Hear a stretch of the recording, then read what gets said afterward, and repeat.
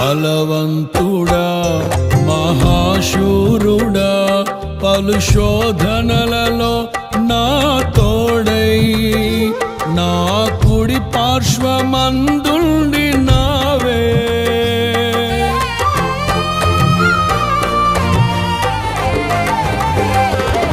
నీ మహిమకై నీవేర్పరచిన నీ పాత్రగా నన్ను మార్చి నీవే.